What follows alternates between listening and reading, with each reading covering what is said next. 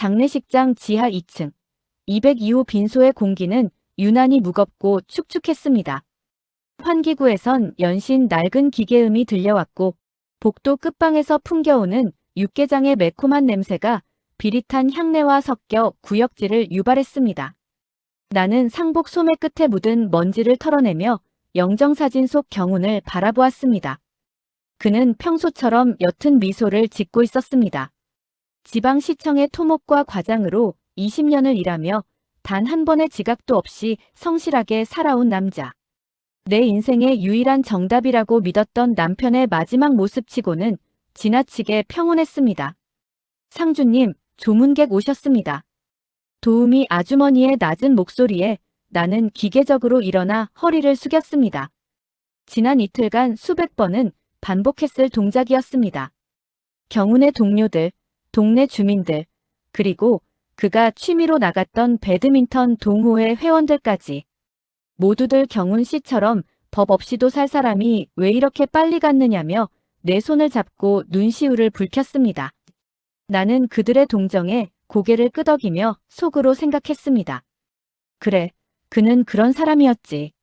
자기 몸보다 남의 집 민원을 더 챙기고 내 생일은 잊어도 동네 어르신들 칠수는 꼭 챙기던 바보 같은 사람. 하지만 새벽 2시 장례식장에 소란이 썰물처럼 빠져나간 뒤 빈소를 찾아온 그 여자를 본 순간 내 안의 모든 정의는 모래성처럼 무너져 내렸습니다. 여자는 검은 원피스를 입고 있었지만 상주인 나와는 확연히 다른 분위기를 풍겼습니다. 화장기 없는 얼굴엔 피로함이 가득했고 무엇보다 그녀의 손을 꼭 잡고 있는 17살 정도의 남자아이가 눈에 들어왔습니다. 아이는 잠이 덜 깬 듯 눈을 비비며 칭얼거렸지만 영정사진 앞으로 다가가자마자 얌전해졌습니다.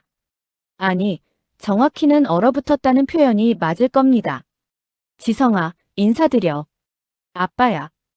여자의 입에서 나온 그 한마디는 정적을 찢는 비명이 되어 내 고막을 때렸습니다. 아빠. 15년 동안 내가 경운에게 단 한 번도 선물해주지 못했던 그 이름. 우리는 아이를 갖기 위해 수많은 밤을 눈물로 지새웠고 전국에 좋다는 용한 병원은 다 찾아다녔습니다. 그때마다 경운은 내 손을 잡으며 말했습니다. 여보, 우리 둘만 있으면 돼. 당신 닮은 딸 없어도 난 당신만 있으면 충분해. 그 다정한 위로가 사실은 내 목을 조르는 밧줄이었다는 것을 나는 그제야 깨달았습니다. 여자는 주위의 시선을 아랑곳하지 않고 아이를 시켜 절을 올리게 했습니다. 아이가 고개를 숙일 때마다 드러나는 뒤통수의 가마, 그리고 일어설 때 살짝 비틀거리는 특유의 버릇까지. 그것은 의심할 여지 없는 경운의 분신이었습니다. 빈소 한쪽에서 졸고 있던 경운의 시청 동료들이 하나둘 잠에서 깨어 이 광경을 목격했습니다. 그들의 눈빛에는 경악보다 더 끔찍한 것이 담겨 있었습니다. 그것은 바로 알고 있었다는 자들의 비겁한 침묵이었습니다. 누구십니까? 내 목소리는 예상보다 훨씬 차갑고 날카롭게 나갔습니다. 여자는 천천히 고개를 돌려 나를 보았습니다. 그녀의 눈에는 미안함이나 죄책감 따위는 없었습니다. 대신 아주 오랜 시간 동안 누군가의 자리를 탐내온 자 특유의 억눌린 도끼가 서려 있었습니다. 송지은이라고 합니다. 경운 씨하고는 10년 됐습니다. 10년. 우리가 이 도시로 내려와 경운이 과장 승진을 하고 우리가 대출을 껴서 간신히 내 집 마련의 꿈을 이루며 기뻐하던 그 모든 시간 동안 녀석은 두 집 살림을 해왔던 겁니다. 내가 남편의 낡은 와이셔츠 깃을 세탁소에 맡길 때 이 여자는 남편의 새 셔츠를 다려 입혔겠지요. 내가 주말마다 시댁 식구들을 챙기느라 부엌대기 노릇을 할 때 남편은 이 여자와 아이를 데리고 유원지에 갔을 겁니다. 여자는 가방에서 낡은 통장 몇 개와 도장을 꺼내 내 앞에 제사상 위에 올려두었습니다. 경운 씨가 가기 전에 말했어요. 자기는 보험도 없고 모아둔 돈도 없다고. 근데 지성이 대학 등록금만큼은 꼭 챙겨주고 싶다고요.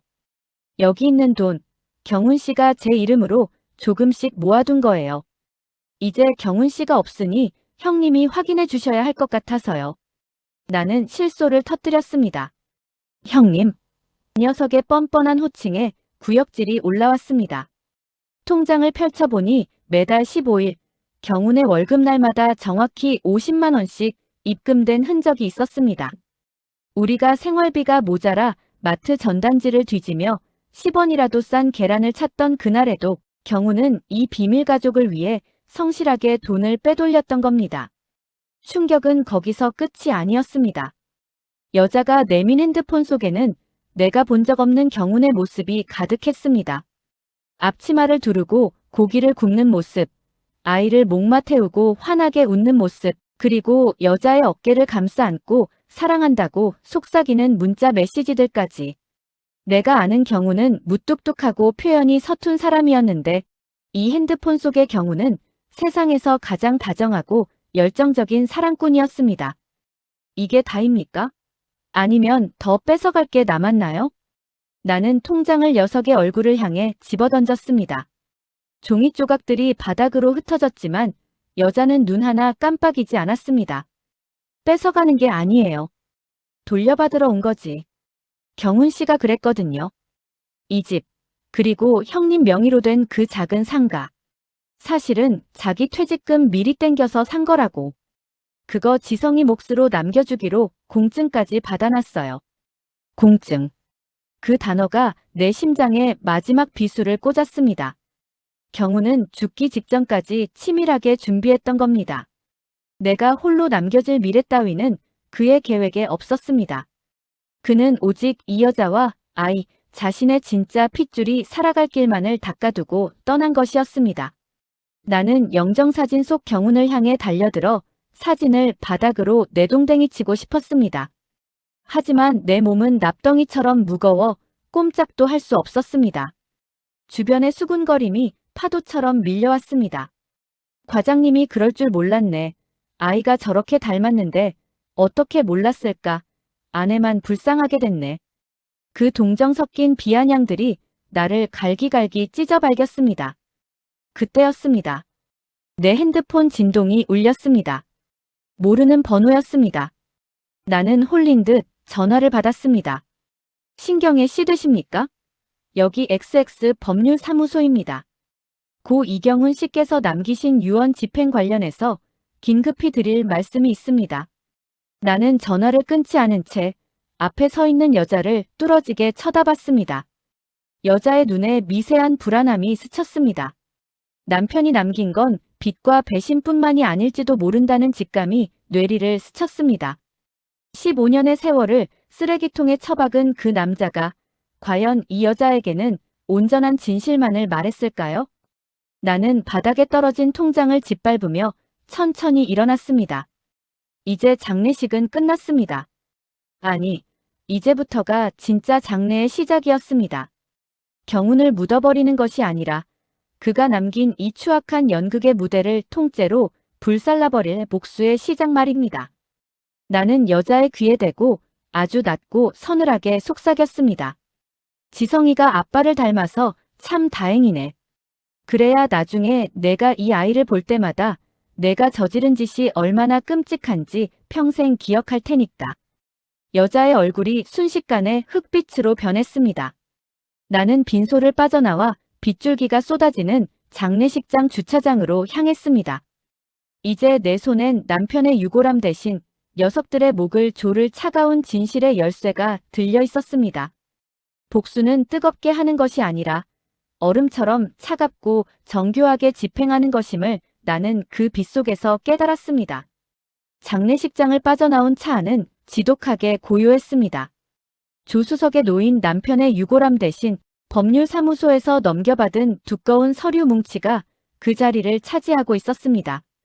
빗물은 앞 유리를 찢어발길 듯 때려댔고 와이퍼는 쉴 새 없이 움직이며 시야를 확보하려 애썼지만 내 마음속에 들이친 흙탕물은 씻어낼 길이 없었습니다.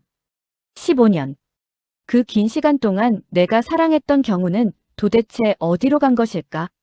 내가 매일 아침 넥타이를 골라주고 퇴근길의 된장찌개 냄새로 맞이했던 그 남자는 처음부터 존재하지 않았던 유령이었을지도 모른다는 생각이 들었습니다. 집으로 돌아가는 길은 평소보다 멀고 험했습니다. 늘 익숙했던 가로등 불빛조차 오늘은 나를 감시하는 짐승의 눈초리처럼 느껴졌습니다. 현관문을 열고 들어선 집안은 경운의 채취가 여전히 남아있었습니다. 현관에 놓인 그의 낡은 구두, 거실 한 구석에 세워진 배드민턴 라켓, 그리고 우리가 작년 결혼기념일에 새로 맞춘 소파까지. 모든 것이 그대로인데 주인만 사라진 공간은 소름 끼치도록 적막했습니다. 나는 옷도 갈아입지 못한 채 거실 바닥에 주저앉았습니다. 그리고 경운의 비밀 금고를 열었습니다. 그 안에는 송지은과 지성이가 살고 있는 원룸의 임대차 계약서, 원본과 경운이 지난 10년 동안 그들에게 쏟아부은 돈의 기록들이 낱낱이 적힌 수첩이 들어있었습니다. 수첩의 첫 페이지에는 녀석의 필체로 이렇게 적혀 있었습니다. 나의 진짜 가족, 지성과 지은을 위하여. 진짜 가족. 그 네 글자가 내 심장을 갈기갈기 찢어발겼습니다. 그렇다면 나는 무엇이었을까? 경운에게 나는 그저 성실한 공무원이라는 평판을 유지하기 위한 액세서리였을까? 아니면 자신의 비밀스러운 이중생활을 지탱해줄 든든한 물주에 불과했을까? 나는 떨리는 손으로 수첩을 넘겼습니다. 지성이의 첫돌, 유치원 입학식, 그리고 매달 들어간 고액의 사교육비까지. 경우는 우리 집 생활비가 모자라 내가 시장에서 유통기한 임박 상품을 고를 때도 그들에게는 아낌없이 돈을 쏟아붓고 있었습니다. 이 녀석은 시청에서 받은 명절 떡값조차 내게는 10,000원 한 장 보여주지 않고 그들의 보금자리를 꾸미는 데 썼습니다. 분노보다 더 깊은 허망함이 파도처럼 밀려왔습니다.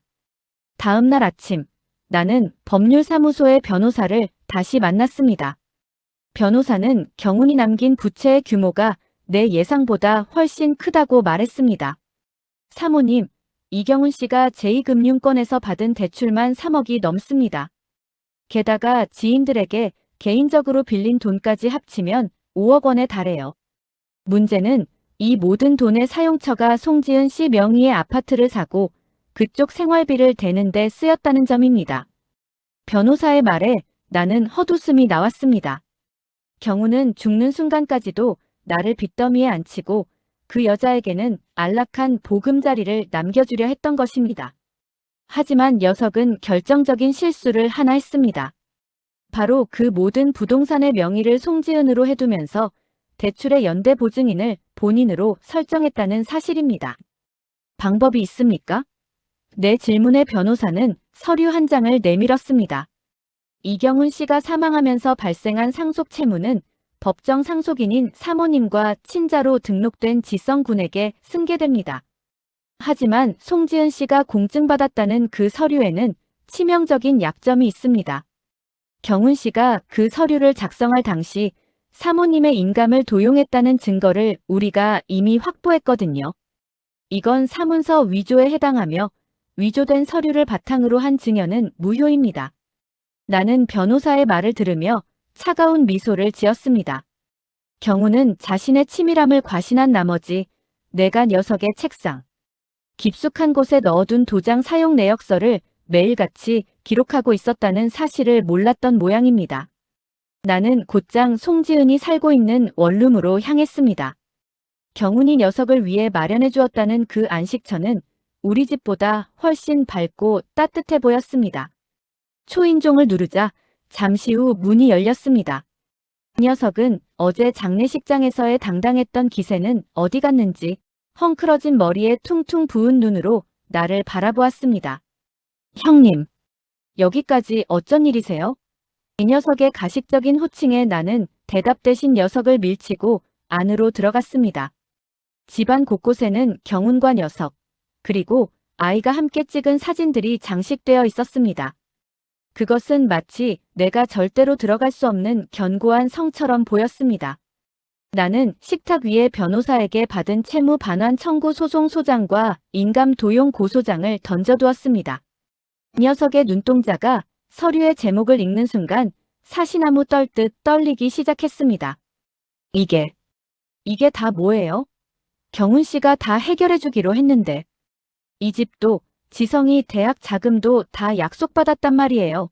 그 녀석은 비명을 지르며 나를 붙잡으려 했지만 나는 차갑게 녀석의 손을 털어냈습니다. 경훈이가 약속한 건 내 환상 속의 미래고 내가 지금 내민 건 내가 감당해야 할 현실이야. 이 녀석이 내 이름으로 빌린 5억, 그리고 내 인감을 도용해서 만든 그 가짜 공증 서류. 그거 다 내가 책임져야 해. 이 녀석은 죽어서 도망갔지만 넌 여기 살아있잖아. 이 녀석은 바닥에 주저앉아 오열하기 시작했습니다. 지성이가 방 안에서 울며 나오려 하자 나는 녀석의 앞을 가로막았습니다. 지성이가 불쌍하다고 생각하니? 아니, 지성이는 너희 둘이 만든 추악한 욕망의 결과물일 뿐이야. 경훈이는 널 사랑해서 돈을 준 게 아니라 자기 대를 이을 아이가 필요해서 널 이용한 거야. 그걸 여태 몰랐니? 이 녀석이 내게 남긴 유서에 적혀있더라. 지성이가 크면 널 버리고 자기한테 데려올 계획이었다고. 내 거짓말에 녀석의 눈이 뒤집혔습니다. 사실 경훈의 유서 따위는 없었지만 녀석들의 얄팍한 신뢰를 무너뜨리기엔 충분한 독이었습니다. 송지은은 미친 듯이 웃다가 울다가를 반복하며 벽에 걸린 경훈의 사진을 떼어내 바닥에 내동댕이 쳤습니다. 10년의 불륜이 단 몇 마디의 의심으로 산산조각 나는 광경은 꽤나 볼만했습니다. 나는 녀석이 절망의 구렁텅이로 빠져드는 것을 지켜보며 천천히 집을 빠져나왔습니다. 복수는 단순히 상대를 파멸시키는 것이 아니라 그들이 믿었던 모든 가치를 쓰레기로 만드는 작업입니다. 나는 이제 경훈의 빚을 송지은에게 떠넘기고 이 녀석이 가진 마지막 한 푼까지 합법적으로 빼앗아올 준비를 마쳤습니다. 집으로 돌아오는 길, 나는 휴대폰에 저장된 경훈의 번호를 삭제했습니다. 15년 전, 우리 둘이 손잡고 이 도시에 처음 내려왔을 때, 그는 내게 평생 당신만 행복하게 해주겠다고 약속했습니다. 그 약속은 결국 지독한 배신으로 끝났지만 나는 그 덕분에 인간의 본성이 얼마나 비릿하고 추악할 수 있는지 배웠습니다. 빗줄기는 여전히 거셌지만 이제 내 마음속의 폭풍은 잦아들고 있었습니다. 나는 차를 멈추고 창밖의 어두운 풍경을 바라보았습니다. 내일이면 녀석들의 집에는 차 앞 딱지가 붙을 것이고 지성이는 아빠의 이름 대신 빚쟁이들의 고함 속에서 잠을 깨겠지요. 그것이 내가 이 배신의 끝에서 집행한 가장 정당하고 차가운 판결이었습니다. 나는 다시 시동을 걸었습니다. 이제야 비로소 이경훈이라는 악몽에서 완전히 깨어날 시간입니다. 일주일 뒤 남편의 49제가 오기도 전에 시청 게시판은 익명의 투서로 발칵 뒤집혔습니다. 평생을 청렴한 공직자로 살다 간 줄 알았던 토목과 이 과장이 실상은 두 집 살림을 하며 공금을 유용했다는 의혹이 제기된 것이었지요. 나는 그 투서를 보낸 이가 누구인지 굳이 확인하지 않아도 알 수 있었습니다. 빚더미에 앉게 된 송지은이 마지막 발악으로 시청 측에 남편의 퇴직금이나 위로금을 요구하며 벌인 자폭이나 다름없었습니다. 하지만 그 어리석은 행동은 오히려 내게 복수의 명분을 실어주었습니다. 시청 측에선 고인의 명예 실추를 우려해 퇴직금 지급을 일시 중단했고 나는 그 틈을 타 남편이 내 명의를 도용해 대출받은 서류들을 근거로 퇴직금 가압류 신청을 마쳤습니다. 이 녀석들이 탐냈던 마지막 현금 줄마저 내가 차단해버린 셈입니다.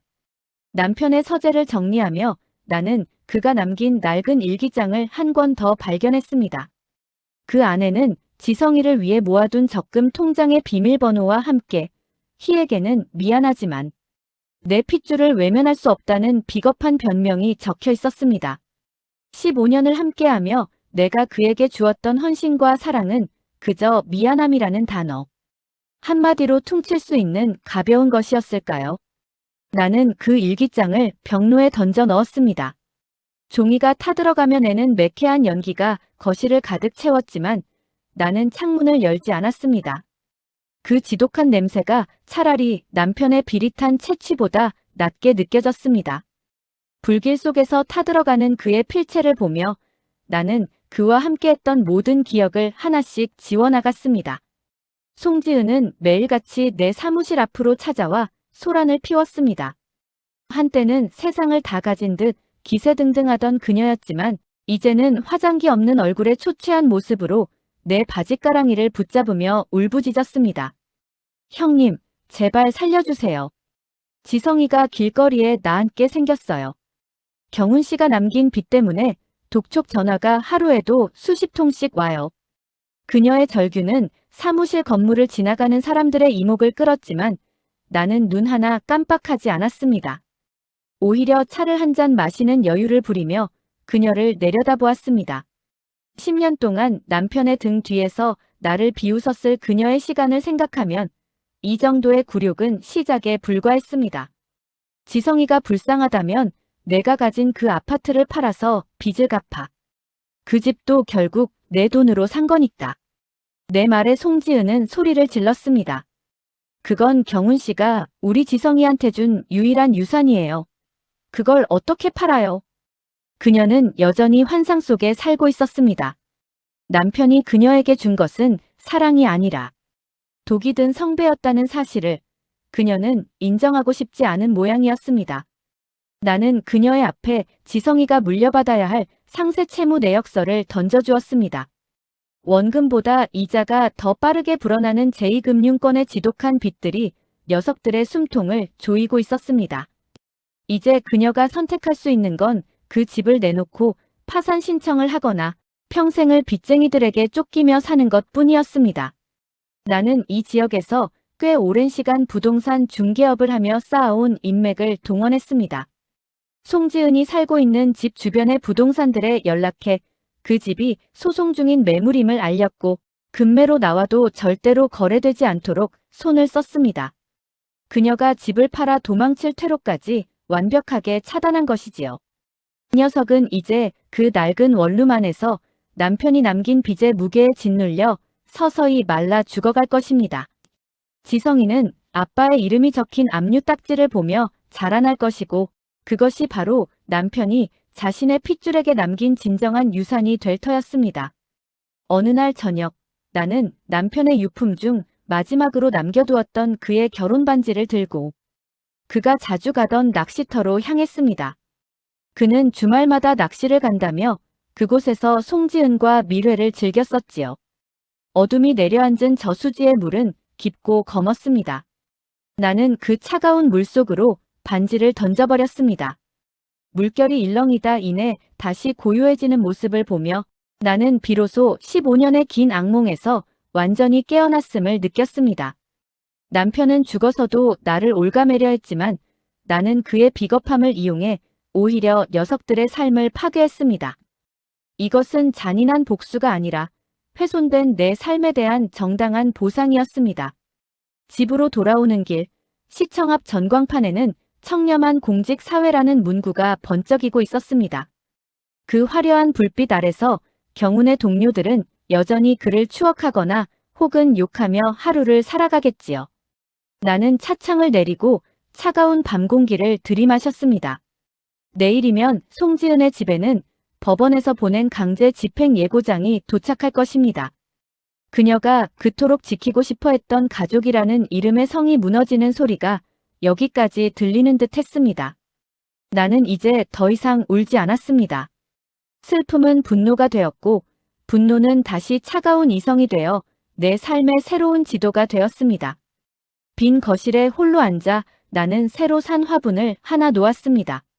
남편이 싫어한다며 키우지 못하게 했던 향이 강한 꽃이었습니다. 그 향기가 온 집안을 채우자 비로소 이곳이 진짜 나의 집이라는 실감이 났습니다. 남편의 그림자는 이제 어디에도 없었습니다.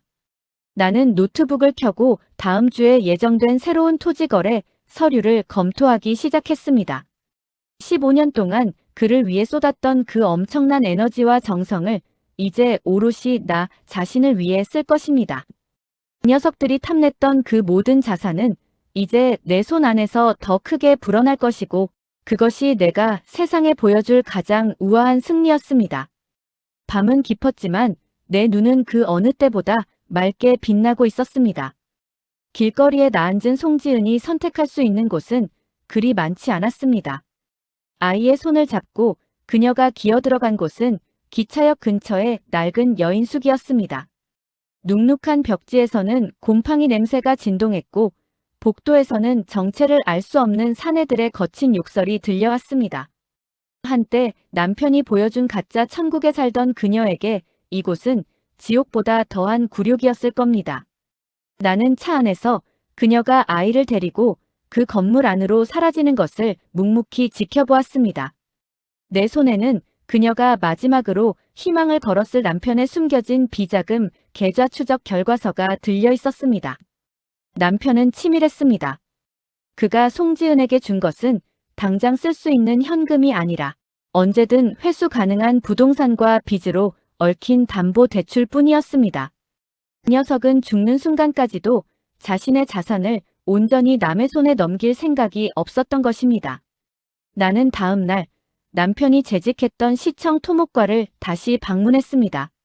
남편의 빈자리는 이미 다른 누군가로 채워져 있었고 동료들은 나를 보자마자 죄 지은 사람처럼 시선을 피했습니다. 그들은 알고 있었습니다. 남편이 송지은과 함께 이 도시의 개발 정보를 미리 빼돌려 땅을 사고 팔았다는 사실을요. 나는 그들이 남편과 주고받았던 은밀한 문자 메시지와 이메일 복사본을 감사실에 제출했습니다.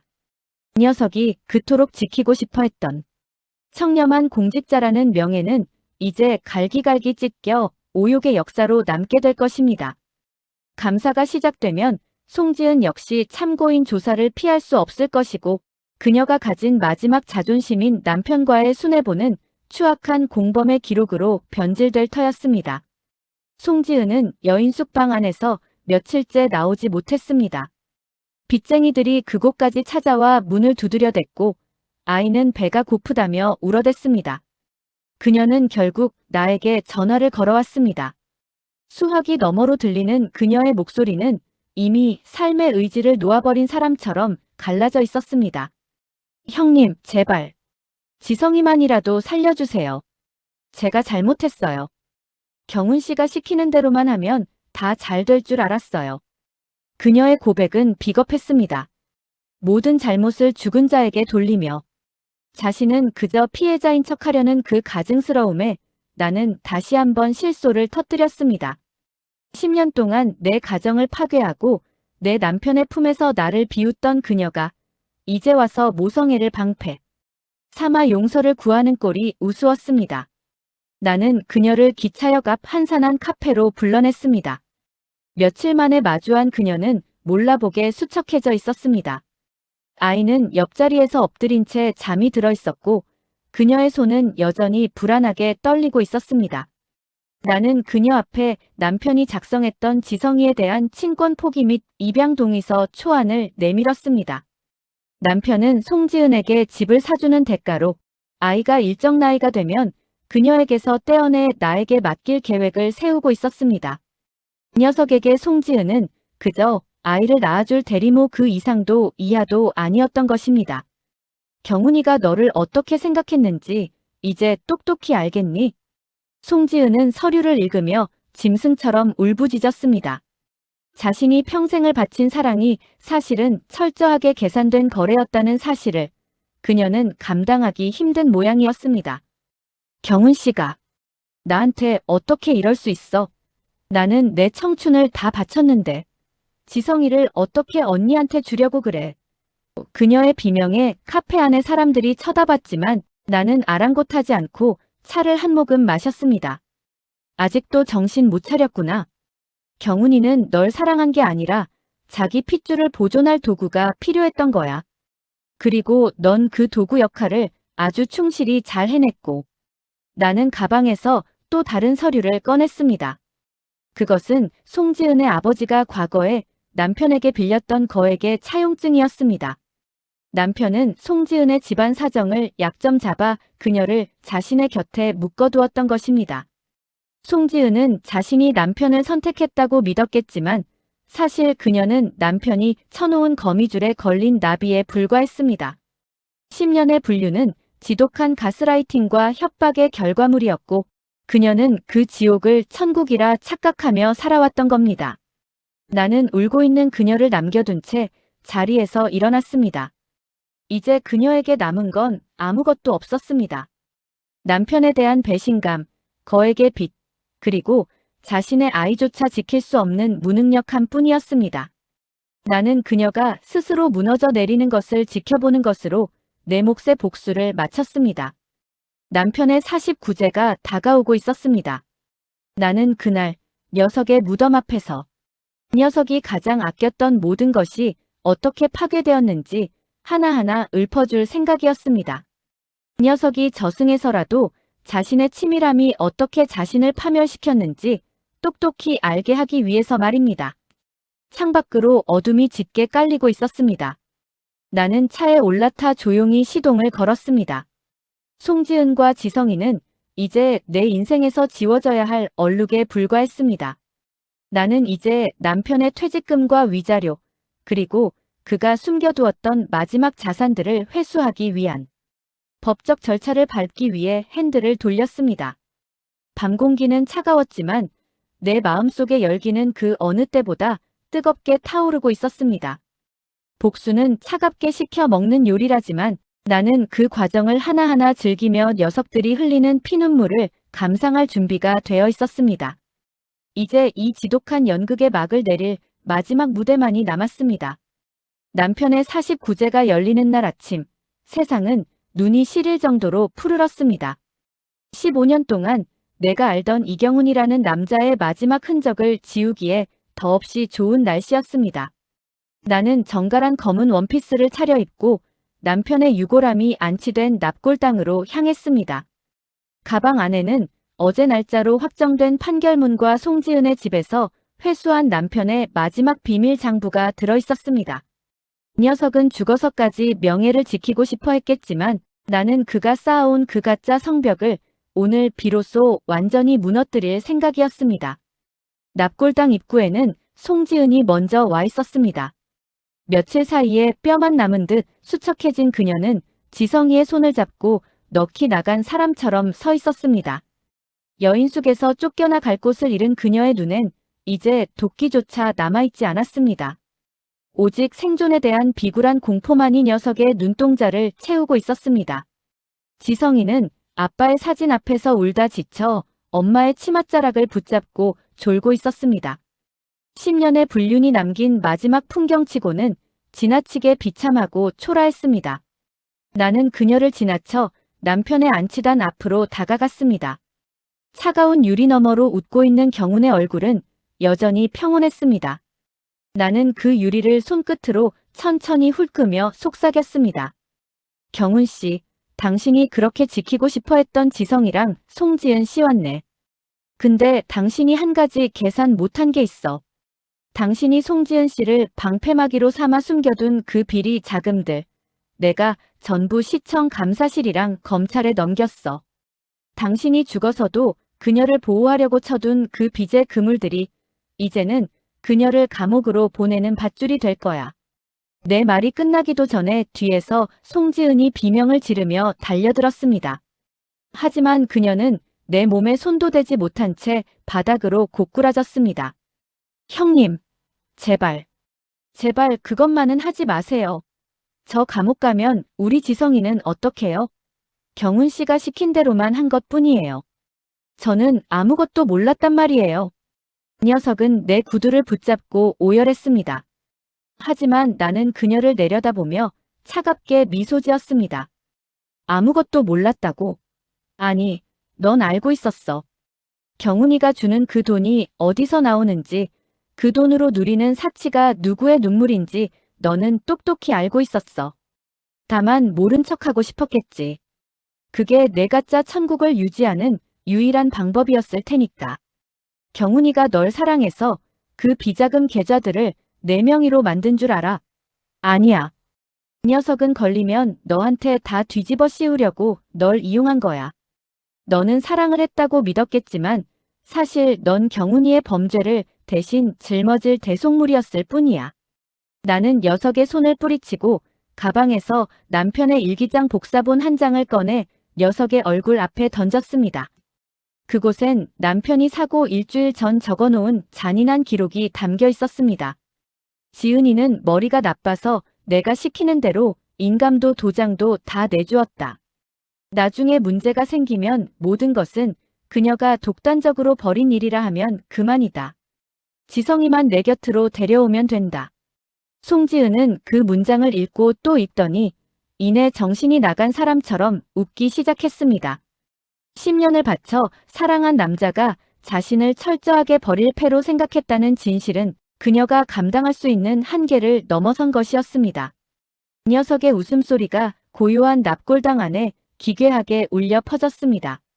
그 웃음은 이내 처절한 비명으로 바뀌었고 그녀는 남편의 유골함이 든 유리창을 주먹으로 치며 울부짖었습니다.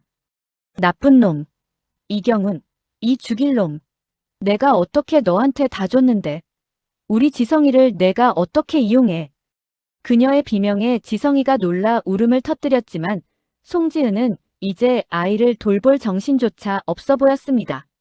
나는 그 아수라장을 뒤로하고 천천히 납골당을 빠져나왔습니다. 남편의 49제는 그렇게 끝났습니다. 죽은 자의 명예는 시궁창에 처박혔고 산자들의 욕망은 서로를 물어뜯으며 파멸했습니다. 15년 동안 내가 지켜온 가정이 사실은 썩은 고름 덩어리였다는 사실이 아프기도 했지만 이제 그 고름을 완전히 짜냈다는 해방감이 더 컸습니다. 시청에서는 남편의 비리 사건을 공식 발표했습니다. 남편은 사후 징계로 파면 조치되었고 그가 송지은 명의로 빼돌렸던 자금들은 모두 국가로 환수되었습니다. 송지은은 횡령 및 공금 유용 공범으로 기소되어 재판을 기다리는 처지가 되었습니다. 이 녀석이 그토록 지키고 싶어 했던 집은 이미 경매로 넘어갔고 이 녀석은 이제 아이와 함께 머물 방 한 칸조차 없는 신세가 되었습니다. 지성이는 결국 아동보호시설로 보내졌습니다. 나는 그 아이를 거둘 수도 있었지만 그러지 않았습니다. 남편을 닮은 그 아이의 얼굴을 볼 때마다 내가 겪어야 할 고통을 감수할 만큼 나는 성인군자가 아니었습니다. 그것은 경훈과 송지은이 치러야 할 죗값의 일부였습니다. 모든 정리가 끝난 뒤 나는 이 도시를 떠나기로 했습니다. 15년의 세월이 묻은 짐들을 다 처분하고 가방 하나만을 챙겼습니다. 남편의 퇴직금 대신 내가 재테크로 불려온 자산들로 마련한 여유로운 자금이 내 통장에 꽂혀 있었습니다. 나는 남편의 그늘에서 벗어나 비로소 온전한 나로서의 삶을 시작할 준비를 마쳤습니다. 공항으로 가는 길, 나는 차창을 열고 시원한 바람을 맞았습니다. 15년 전 경운과 이 도시에 처음 왔을 때 불던 바람보다 훨씬 더 맑고 깨끗했습니다. 이제 내 인생에 더 이상 비릿한 생선 냄새도 눅눅한 시장의 공기도 그리고 위선적인 남편의 미소도 존재하지 않았습니다. 나는 내 스마트폰에 저장된 모든 과거의 기록들을 영구 삭제했습니다. 복수는 완성되었고 이제 남은 것은 나의 행복뿐이었습니다. 비행기가 이륙하며 멀어지는 도시의 풍경을 보며 나는 조용히 은조렸습니다. 잘 가, 경훈 씨. 당신이 남긴 그 지옥에서 당신의 진짜 가족들과 영원히 함께해. 비행기는 구름을 뚫고 끝없이 푸른 하늘로 솟아올랐습니다. 내 앞길은 이제 막 시작된 태양빛처럼 눈부시게 빛나고 있었습니다. 15년의 배신이 준 가장 큰 선물은 역설적이게도 내가 얼마나 강한 사람인지를 깨닫게 해준 것이었습니다. 나는 이제 그 강함으로 나만의 새로운 왕국을 건설할 것입니다. 누구의 아내도 누구의 피해자도 아닌 오로지 나 자신으로 존재하는 그런 세상을 말입니다. 나의 대서사시는 이제야 비로소 진정한 시작을 알리고 있었습니다.